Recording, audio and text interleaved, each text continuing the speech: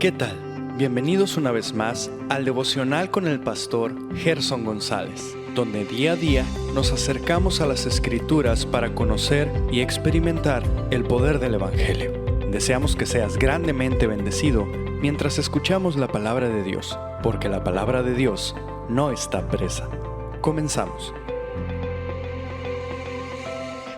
Muy buenos días, el Señor sea con cada uno de ustedes. Espero que el inicio de una nueva semana se vea bendecida por Dios en cada una de sus situaciones presentes. Quisiera animarte y alentarte que aun cuando las aflicciones pueden ser grandes y fuertes sobre nuestras vidas, el Señor ha prometido estar con nosotros. Así que vamos a continuar hablando de la verdad y por qué la verdad importa.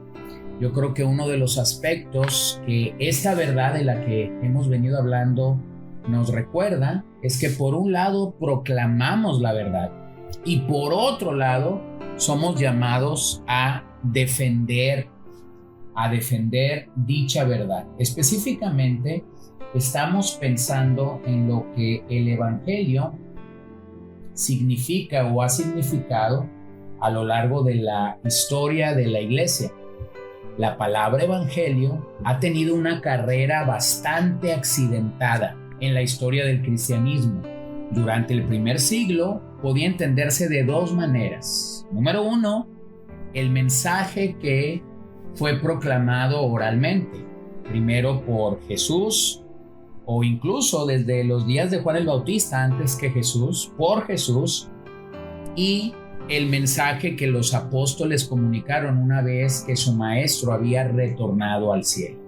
Segundo, podía entenderse como un libro sobre Jesús de Nazaret, cuando el Nuevo Testamento comenzó a circular en forma de cartas o de documentos. Pero en nuestros días, la palabra evangelio ha cobrado otro tenor. A veces lo confundimos como eventos evangelísticos, a veces como una metáfora, porque todos dicen tener, si te has dado cuenta, todos dicen tener el evangelio verdadero.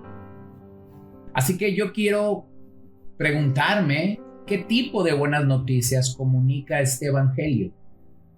Bueno, la palabra evangelio hoy día se limita a un orden de salvación. Es una descripción de cómo la gente puede obtener la salvación siendo limitado a Cristo, tomando nuestro pecado, y a nosotros tomando su justicia, lo que en teología se conoce como doble imputación. Es decir, Cristo toma nuestro pecado y lo lleva a la cruz, muere por nosotros en la cruz, para que nosotros obtengamos a cambio su justicia. Otros dirían que Jesús se convierte en nuestro Salvador personal, otros admiten su pecado y creen que Jesús murió por ellos y le entregan su vida totalmente. Pero cuando pensamos en la realidad, tenemos que reconocer que la palabra evangelio no siempre es comprendida adecuadamente.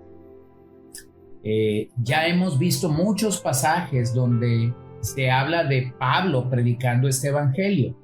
Ahora, la Biblia nos presenta dos antecedentes de la palabra evangelio. Una es la del vocabulario del Antiguo Testamento y otra la del vocabulario del Nuevo Testamento. Bueno, del hebreo evangelisestai, que significa predicar, y del griego evangelión, que significa evangelio. En el tiempo de Pablo, esto causó conflicto, porque algunos hablaban de él como fiel al mensaje de sus antecesores y otros lo paganizaban, creyendo que había sido influenciado por el pensamiento greco-romano. Así que permíteme acudir a unos pasajes del Antiguo Testamento. Isaías 49, el capítulo 40 de Isaías ha sido llamado como el evangelio que vendría o el evangelio futuro. Dice el verso 9, súbete sobre un monte alto, anunciadora de Sión. Levanta fuertemente tu voz, anunciadora de Jerusalén. Levántala, no temas. Di a las ciudades de Judá, ved aquí al Dios vuestro.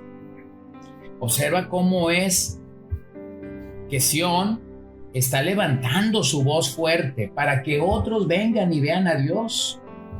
Luego en el capítulo 52, verso 7, cuán hermosos son sobre los montes los pies del que trae alegres nuevas, del que anuncia la paz, del que trae nuevas del bien, del que publica salvación, del que dice a Sión, tu Dios reina. Me impresiona cómo Isaías, con esta perspicacia, con este entendimiento, está hablando. Véanlo en el 66, multitud de camellos te cubrirá, dromedarios de Madián y de Efa, vendrán todos los de Sabá, traerán oro e incienso y publicarán alabanzas a Jehová. O el 61:1, el Espíritu de Jehová el Señor está sobre mí, porque me ungió Jehová. Me ha enviado a predicar buenas nuevas a los abatidos, a vendar a los quebrantados de corazón, a publicar libertad a los cautivos y a los presos apertura de la cárcel. Este era un mensaje de buenas nuevas. ¿Para qué? Claramente lo dice, para consolar a los abatidos. Eran palabras tan específicas de cómo Dios quería consolar a su pueblo Israel que se encontraba en el exilio. Entonces, así es como muchas veces algunos entienden la presentación del Evangelio, limitado solamente a buenas noticias. Por el lado grecorromano, el término era usado para referirse al anuncio de una gran victoria o del nacimiento o la coronación de un emperador. Ahora, yo debo preguntar, ¿cuál de estos conceptos es el apropiado para entender la palabra evangelio en el Nuevo Testamento? Para Pablo, ¿es el evangelio una palabra de consuelo como en Isaías? ¿O es una palabra imperial, una proclamación imperial? Bueno, lo importante de la palabra no es saber de dónde viene. Lo importante de la palabra es saber hacia dónde nos quiere dirigir. Así que mientras más apegados somos a proclamar a este rey, mayormente confrontamos la idolatría de un mundo paganizado. Cuando anunciamos que Jesús es rey, eso significaba declarar que el César no lo era. Y esas eran las buenas nuevas que el heraldo de Isaías tenía que proclamar. Ahora, vamos a escucharlo en la pluma del apóstol Pablo en Romanos 1, verso 1.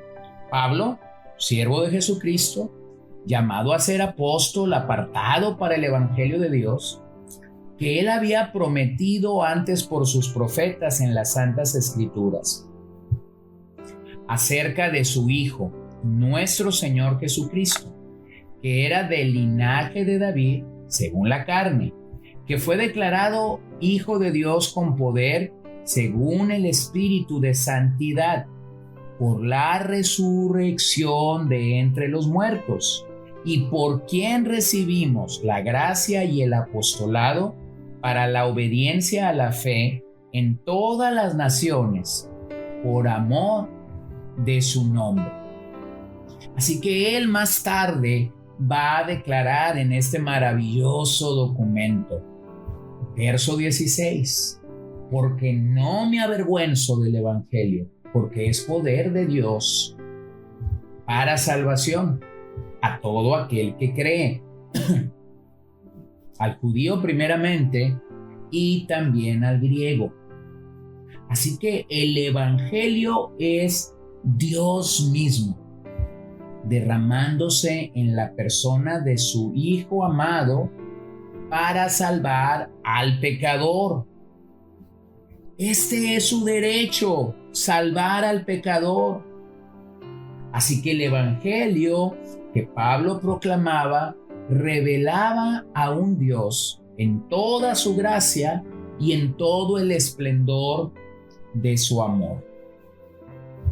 Muchos maestros de nuestros días han tratado de deformar o de diluir este evangelio para decir con la Biblia en la mano lo que no dice. Bueno, eso no es nuevo. Recuerda que esta fue la táctica de Satanás desde el Edén. Con que Dios os ha dicho, desafiando o retando con ello la misma palabra bendita de nuestro Señor Jesucristo. Así que yo quisiera animarte a que no aceptemos un evangelio diluido, ni las ofertas de un evangelio que busca obtener ganancia o ventaja de sus oyentes, porque entonces eso es deformar, eso es medrar el evangelio, eso es jugar o manipular con las personas para obtener de ellas lo que queremos. Pero yo no creo que esa es la razón por la que el Hijo amado de Dios murió por nosotros en la cruz. Así que demos gloria a Dios que el día de hoy nosotros podemos proclamar las buenas nuevas de salvación y a la par proclamar que Jesús es el Rey de Reyes y Señor de Señores. Permíteme orar esta mañana. Padre, gracias porque el Evangelio es tan claro, tan nítido, tan transparente, que podemos entender lo que tú nos demandas y lo que tú estás pidiendo de cada uno de nosotros. Así que yo te ruego que tú nos ayudes, que tú nos instruyas, que tú seas con nosotros moviéndote y obrando en nuestros corazones solo para tu gloria. Yo te ruego esto en el bendito nombre de Jesús. Permítenos proclamar las buenas noticias como Isaías lo hizo y a la vez proclamar que Jesús es Rey. Esta proclamación imperial de que Él es el Señor, como Pablo lo hacía. Danos, por favor, la gracia de hacerlo con denuedo, con amor, pero también te pido, Señor, que podamos reconocer humildemente que necesitamos de ti en todo este proceso. Así que yo te ruego que tú seas con nosotros y en todo momento y en todo lugar tú seas glorificado. En el nombre de Jesús oramos. Amén. Gracias por acompañarnos el día de hoy. No olvides compartir este devocional con todos tus conocidos y recuerda que puedes seguirnos en Podbean, Spotify y Facebook como CCBN Los Mochis para que puedas escuchar todos los mensajes, los devocionales y también seguir nuestras transmisiones en vivo. Esperamos que nos acompañes el día de mañana. Que el Señor te bendiga.